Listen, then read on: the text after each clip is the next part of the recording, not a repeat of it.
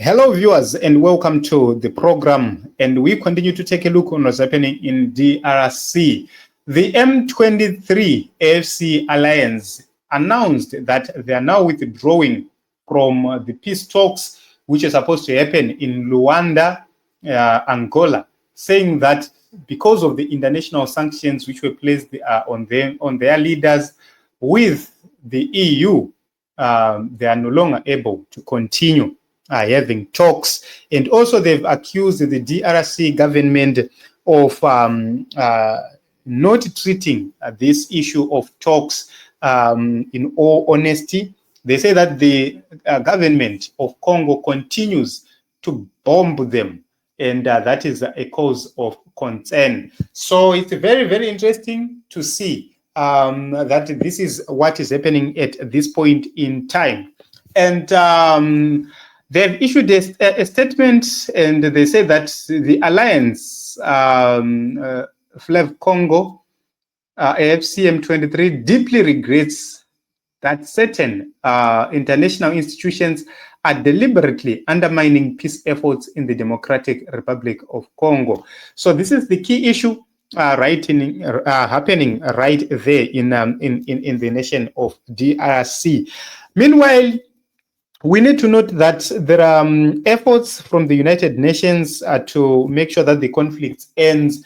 We have seen United Nations representatives meeting the AFC M23 leadership, and they are trying by all means possible to find possible ways to end this conflict. They've realized that an armed struggle against these people is not going to be viable because these people are supported by the people of the Republic of Congo, especially the people of the Eastern DRC, who believe that they've been marginalized for a very long time by the DRC government. So also, the other issue which has been raised by several people and analysts is that they are fearing for their lives, and others report to say that they fear attempted assassination plots against the AFC or M23 members in Luanda. And they say that they received credible reports of an attempted assassination plot orchestrated by the Democratic Republic of Congo, DRC government, against a member of the AFC M23 movement, which means they are actually taking precautionary measures. You know, their safety cannot be guaranteed, given that also SADC and other members who are participating in this activity, they might be complicit, they might be part and parcel of a strange idea to annihilate these people and deal with them. So you can't deny these allegations and everything else. Meanwhile, the former president of the DRC is in South Africa, where he was meeting Thabo Mbeki, who is also the former president of South Africa. So this is the former president of DRC who is meeting the former president of South Africa in South Africa right there. So that is also another development which is happening at this point in time when the situation is heightening in the DRC. So this is the news everywhere you go. The AFC M23, they've withdrawn themselves from the peace talks, and they cited several reasons. Other people believe that they are afraid of being assassinated. Others believe that because of sanctions are actually prohibiting them from going to these talks, and that is something which is a very, very important right there. And the M23 spokesperson is going to be having a conversation on the Russian television at around 7 p.m.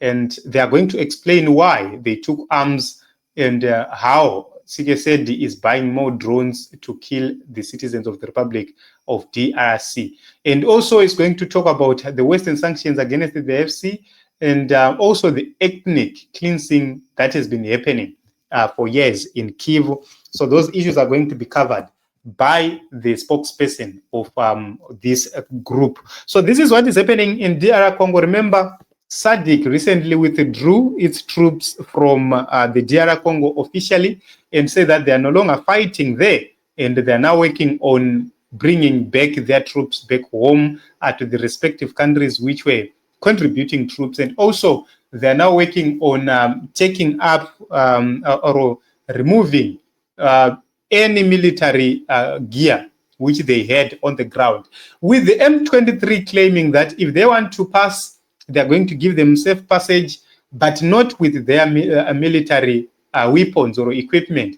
That is something which is very, very important, and we will see how SADC is going to deal with this issue. They had requested to use the Goma airport to move out their equipment, something which has been rejected by the M23 in entirety.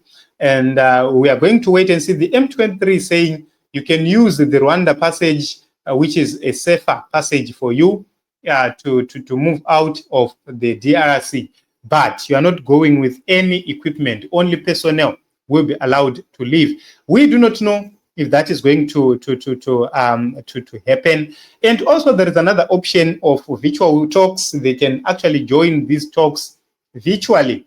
That is if the team in Luanda is serious about having the AFC or M23 onto the table. So we will see the seriousness will be measured by how the team in Luanda are going to bring these people on board, either virtually or otherwise. And also, are they going to call for European Union and United States of America to remove sanctions on AFC and M23, and also to influence the Congo to stop attacks so that these comrades can be brought to dialogue, they can agree to dialogue. At this point in time, they have greater chances of even invading Congo. There is a likelihood that a coup might be inevitable in Congo. It might happen in Congo, which means these people, they also have greater chances of actually marching towards Kinshasa. A lot of people believe that they will have to march to Kinshasa, something which I don't believe will happen in such a way. There are a lot of military officers in the DRC military who no longer want the Tshisekedi government, which means they can launch an attack from within Kinshasa itself. And then these troops from the M23 will be there for backup missions, and they will be providing backup to these comrades. That is another biggest possibility, something which is very, very important, something which might happen. So it is what it is. We will continue to cover and see whatever which is happening in that country, and we hope and believe that peace is going to prevail very, very soon.